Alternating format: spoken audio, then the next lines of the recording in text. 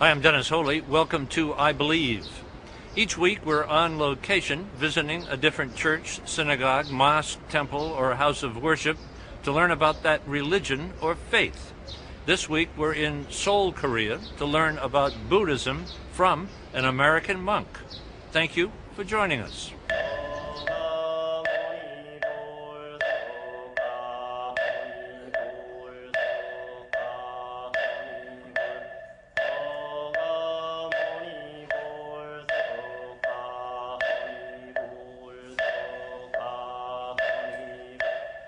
I Believe is made possible by the Rotendaro Family Trust,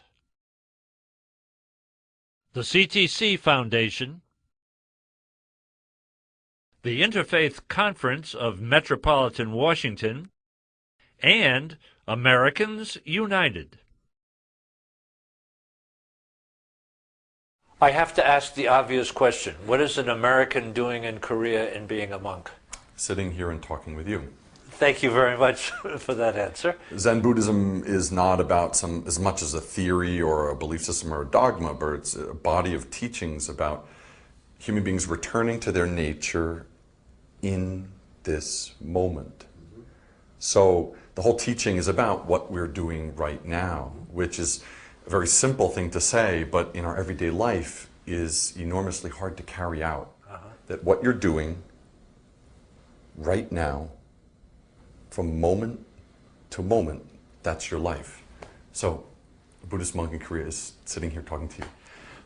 I once had a conversation with a monk here, and we got down to pretty much what you're saying right now. When you eat, eat. Yeah. When you look at the ocean, look at the ocean. Yes. When you're driving the car, drive the car. Yeah. That's very difficult to do. Yeah. The mind is going in one direction or another direction. Yes. Jesus even pointed to that. I mean, it's not unique to Buddhism. Jesus said, you know, if you want to enter the kingdom of heaven, become as a child again. Or more graphically, he said to his disciples, you have eyes, but you don't see. You have ears, yet you don't hear. So all our lives, we're seeing with our eyes, we're hearing with our ears, we're smelling with our noses, but we're not part of that experience. Our mind is somewhere else. Tomorrow, what will I do? This, I have to, tomorrow, last week, when I get married, when my kid graduates, that would be great. Our mind and our whole life is somewhere else. So the suffering that human beings experience is really mentally formed. But meanwhile, their eyes are seeing, and their ears are hearing, and their noses are smelling. And if they stay with that experience, there's a harmony in their life that then others can be part of. But when they're in their thinking out of habit, and not with this experience like Jesus is pointing his disciples to, then this disharmony in yourself and disharmony in the family and disharmony in the society and disharmony in the world appears. It's very fundamental, it's very simple. I say sometimes that the mind is a terrible thing to have. Yeah. Or as John Milton said in Paradise Lost in 1666, the mind is its own place and in itself can make a hell of heaven or a heaven of hell. It's right there. You've referenced Jesus just a couple of times, but we're only into the conversation for a couple of minutes. What's your own background, and what role does that play in your life? Well, I was raised Roman Catholic in New Jersey by a very devout family of believers, and I was always really struck by Jesus' teachings as a kid. I, in fact, haunted, gripped, and totally involved until well into my college years. And I always, was gripped by the statement, you shall know the truth, and truth will set you free. So what is this truth? And I would look at myself growing up in New Jersey, and my family wasn't extremely wealthy, but we had a nice house in New Jersey, 3 cars, we had a house on the beach at Cape Cod where we spent our summers.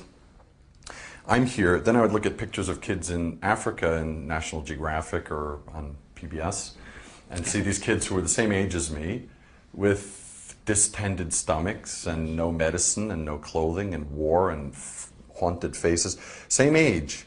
And I looked at, here's my situation, not good, not bad, and there's their situation. What is the truth of those two situations? Which one is true?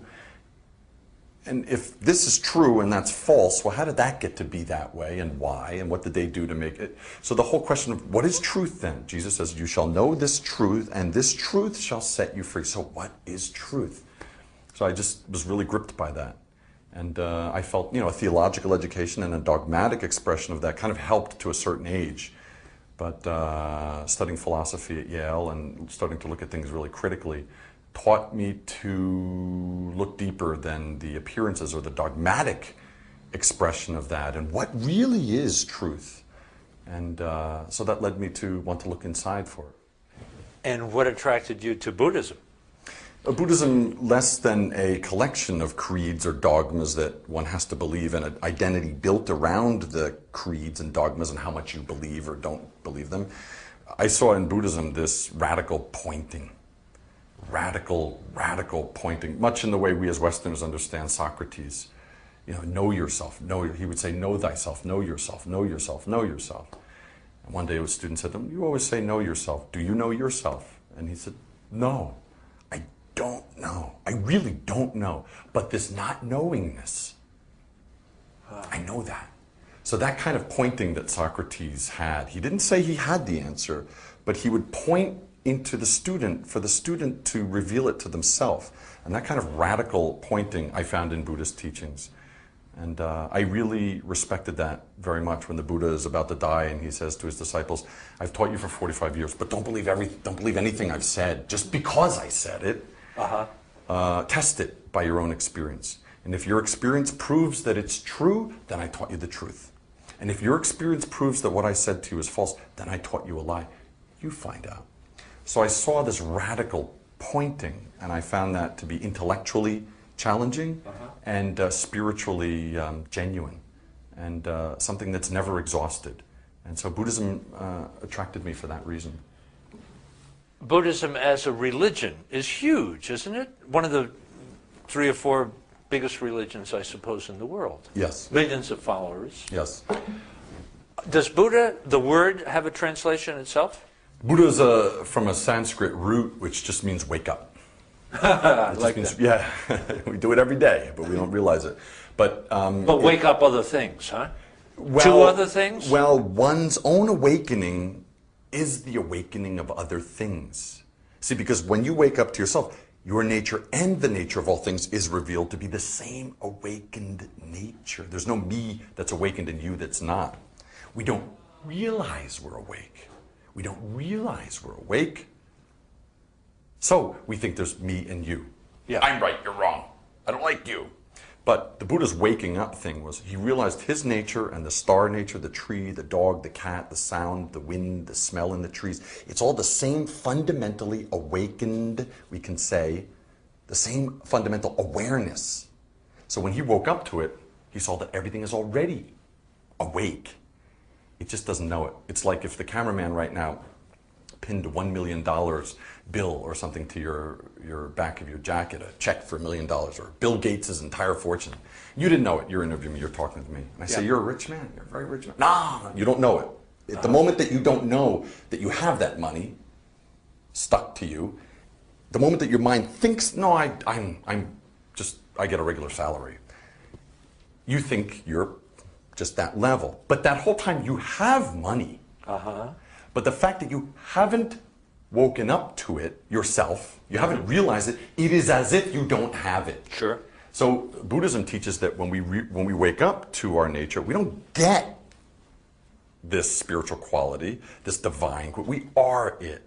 Jesus said the same thing. The kingdom of heaven is within. So I like 2 things about that. It means is. He says the kingdom of heaven is, not will be within or was or could be, is, which is this eternal present. And then within. It's already there. There's nothing we lack at all. So Buddhism, wake up to that it's already there. A first Buddha? First Buddha? Was there one? Well, there are, every religion and every tradition has its kind of listings and its genealogies. Yeah. Human beings try to understand where they're placed by making genealogies. Buddhist teaching is that there have been an infinite number of Buddhas in the past, in many worlds. waking up beings in many world systems according to their capacities. A Buddha, what is a Buddha? A Buddha is just awakened nature. So there have been Buddhas in many world systems. The Buddha was there under? In the world, we believe that 2,500 years ago there was a young person in India who woke up to his nature and then started talking and waking up many other people. But that he was preceded by many, many, many Buddhas before him. And not only in this world system, but in many world systems. We don't talk about them or claim that they exist or don't exist, but we acknowledge that life is infinite, the universe, in the way that the universe is infinite, that there's an infinite number of possibilities and beings on many planes. In fact, Buddhist sutras talk very much like string theory. A sutra meaning? A sutra meaning a sacred text. Okay. So Buddhism recognizes that in this dimension that we exist in, and in dimensions that are inconceivable to us, that there are always enlightened natures waking up and waking others up. And we can call that a Buddha, we can conceive of it as a person, but it can also not necessarily be a person. Buddhist nature is not necessarily limited to human form, but it is just awake nature itself. Why at this point in time do you think that people are attracted to Buddhism? I think... at this point in time? Yeah, I think it's a very good question. I think the extent to which we've been able to develop and kind of magnify this exteriorization of our experience through technology and architecture and materialism, and I don't just mean that in the negative sense of materialism, but the sense of our senses being outwardly directed to lights and colors and flavors and possibilities and things and values and everything, music, and I can push a button and I can have Beethoven, and the next button I can have Bob Dylan. We're so fascinated exteriorly, at the same time we're numbed to the fact that it doesn't satisfy us ultimately. So in some sense we're numbed. And as much as we grasp exteriorly, we have learned to believe that it just does not satisfy. It's kind of like a Snickers bar or a candy bar. You can eat the first one and it's delicious, and you eat it again and again and eat another one, and by the 50th or the 60th one you can want to throw up, or that taste that excited you at the beginning is a different experience at the end. But the Snickers bar hasn't changed. Are we all searching for some kind of happiness? I think we're searching for what we already know in ourselves to be true. But go back to the question I put on the table, if you would. The idea of why now? We've got this world of cell phones, we've got this world of television, of computers, and people are not satisfied, are they? Yeah, because of the ubiquity of sense pleasure. Again, I don't mean pleasure in the moralistic sense, but just the ubiquity of total sensation. Right. Visual, oral, nasal, through the taste and sensation. The ubiquity of that is so overwhelming and so constant, whether you're in a shopping mall or on the street, it's so constant, and we have realized it's not working. Now. And so there's an equal amount of, I think now, inward turning. To the extent to which we are exposed to that, I think in our kind of total psychology, we've realized that there must be an equal amount of turning in. The Noble Truths, there are 4? Yeah, 4 Noble Truths. What's that? Run those down for folks. Well, the Buddha got enlightenment under this tree after periods of intense meditation. Originally India, right? Originally in India, Starts in India and then northern India. Goes in various places in Asia? Yeah, went over the Himalayas to Tibet and China, and the whole branch that we're connected to in Korea goes through China, and then through Korea, and from Korea to Japan, and then from there all to the West. The Buddha got this enlightenment in which he realized existence is, life is, the word is used, that's used in Sanskrit is dukkha. And it's wrongly translated. Buddhism has a bad reputation. Its bad boy reputation is that the Buddha said, life is suffering. Yes. Buddha never said that. Aha. Buddha said, life is dukkha.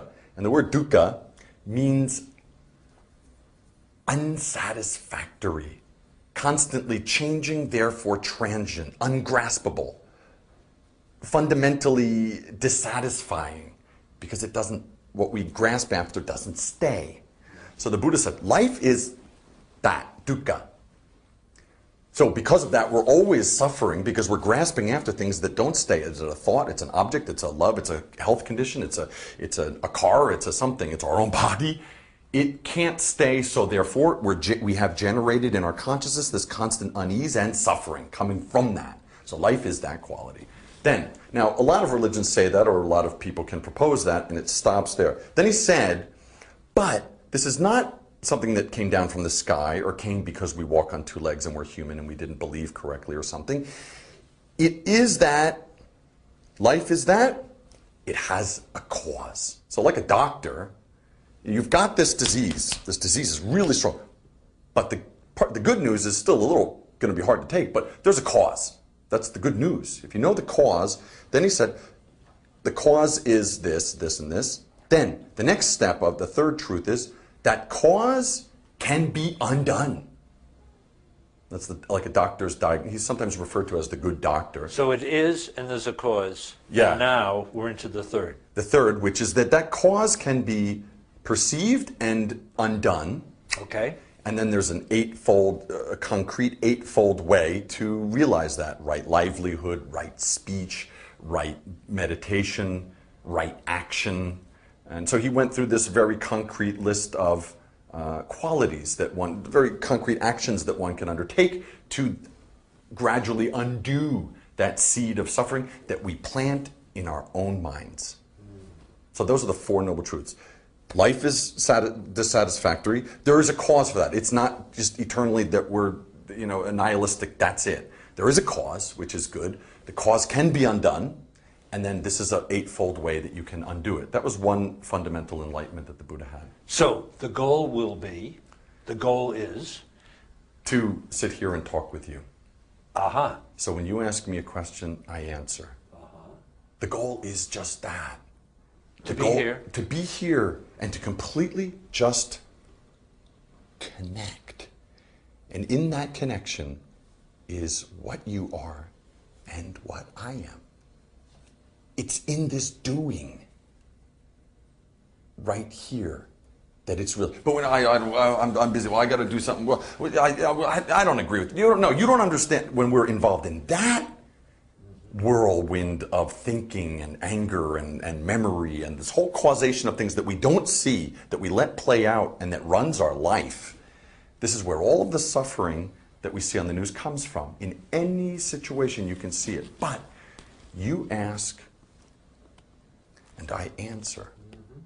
And it just happened. Now it looks so stupid. It is. But what's stupider is what we see on the front page of the newspaper. What I'm gathering in the conversation is that self-awareness is very important, that living a good life, a virtuous life, is equally important. Being mindful of other people, trying to clear your mind and stay in the moment, these are all part of the practice. Is that correct? Yeah, they are the entire practice. They are the entire They are the practice. entire... Yeah. Go ahead. Self-awareness, what could be even outside. But it's not self-awareness in the ego-centered, the kind of the psychologilistic, is that a word? Maybe it's starting today. Way that we use self-awareness. I need to know my child self, why what my parents did to me affects me today. It's not the narrow self. It's not the kind of constricted composite self of the small experiences we've had, or small or big, in our life. It is what is the self? What is the self that's perceiving that? And when you look, this is what meditation is. When you look at that point, your thinking completely stops. You actually experience this point before thinking arises. Again, that point, before the arising of thinking, that point has no good, has no bad, has no male, has no female, has no Buddha, has no God, has no me, no you, no dirty, no clean. It has no birth, it has no death. It's our nature. It's your nature. It's a dog's nature, it's a cat's nature. So when you live in that, some people call it grace, some people call it the blessing in certain traditions. It has many names, the Holy Spirit, truth, but even before those names appear, which are divisive, Okay. But the experience of it itself just gives rise to this sense of this connectedness that is never severed. And then that connectiveness is a true human life itself. Bookkeeping questions, I call them. Becoming a monk, not just studying Buddhism, but becoming a monk. What was the motivation there? Jesus said you should leave your mother, father, brother, sister, pick up your cross and follow me. Next question. And you did. Next bookkeeping. And you did. Oh, that's what I'm doing sitting here talking with you. You've been studying for how long? I've been studying Buddhism for a little over 20 years now, certainly since casual reading. And as a monk, I've been practicing this way for about 15, 16 years now. If someone has never been into a Buddhist temple, what would they experience? Why would they go? What would catch their eye? Well, a Buddhist temple is itself a really hard thing to unpack, because Buddhist temples, even within Korean Buddhism, and within Korean Buddhism, even within the meditation flow, are various and differ in so many ways, stylistically, atmospherically, according to regions. But I think the first thing that strikes anybody, regardless of their persuasion, is the peace. Is the peace. And the sense, which sometimes even unnerves people a little bit, the sense of something directing you, not pushing you, something encouraging you inwardly. Because of the way things are very simple. The way there isn't a lot to cause fear. You know, in many religious institutions, there are the artwork and the teachings that are given by pictorially and whatever are kind of they're directing you to that point through a fearfulness or a regret or something. What you notice in Buddhism is it's all stripped down. And it's directing you inwardly, but it's not pushing you there. I mean, you're getting there. You want to go there. I think one of the things that I felt in a Buddhist temple, and I've heard this from other people, you feel that you've wanted to do this. That longing is there, and the temple just kind of has this very subtle way of reminding you of that. It doesn't have to be a Buddhist going in there. People come away with their own experience, but the architecture, the art, the layout, the simplicity, the allowance of nature into the experience, the peace, the quietude, the smells, is all just directing you to this inwardness that you know you wish more of.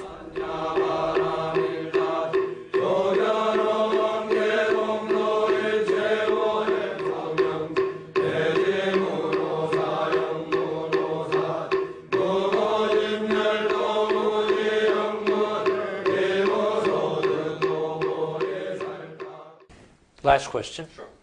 If folks who are watching us wanted to take a run at Buddhism, to learn more about it, to experience it a little bit more fully, what would you say would be the first step? First step is to say, what am I? To really look at that. Not conceptually, what am I? Well, I'm the son of, no. To look at, what am I? You know, Jesus is really interesting, going back again to the Gospels. Jesus is only, in the Gospels, in really only one place, speaks of the prayer experience, or the technique, you could say, of prayer. Concretely, only in one passage, where he says, go into a room, close the door. That inward, it's not a group situation, it's not a ceremonial, it's not a tradition. Go in a room alone. And there's an aloneness there that strikes everybody, but we just pass right over it when we read it. In the same way of Buddhism, it's the same. They're both pointing to the same thing. It's not Christian. It's not Buddhist. The pointing finger, here's a Christian finger, and here's a glass here. This finger, this is a right style finger, and this is a left style finger, and they're pointing. Different angles, different thing, different name, right style, left style, but the arrival point is the same. So the first thing to ask if one wants to experience Buddhism is, what am I? Really? When I was born, where did I come from? When I die, where do I go? What am I? Then, from that point, you get a sense that, I don't know. really don't know. Socrates encouraged us to get to that point. Then from that point, then you get a sense of that there is this dimension before thinking that's not touched by thinking, like a clear empty sky. Clouds coming back and forth, thoughts, but there's a depth behind that. So when you ask what am I, you get that opening. You see that depth for a second, for a moment, for a flash, but it's there. You become aware. Then the working towards a meditation style, sitting like this, or chanting, doing it, or bowing, or doing some mantra. Then the techniques vary according to each person. But first, it's very important for us, especially as human beings in this very busy, varied, multi-textured world, to look at that dimension. That dimension's there. And I say that because that's the most radical way. From that beginning, the road can not go wrong. It's going to lead you there if you're aware that the dimension is within you and it's all around you. And then I think that's how you start Buddhist practice. That's how I did. Namaste. Thank you very much.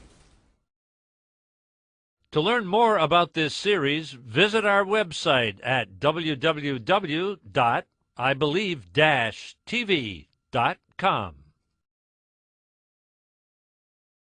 Dennis Holy's new book is Why Do I Keep Doing That? Why Do I Keep Doing That? Breaking the Negative Patterns in Your Life. Available at your local bookstore. I Believe is made possible by the Rotendaro Family Trust, the CTC Foundation, the Interfaith Conference of Metropolitan Washington, and Americans United.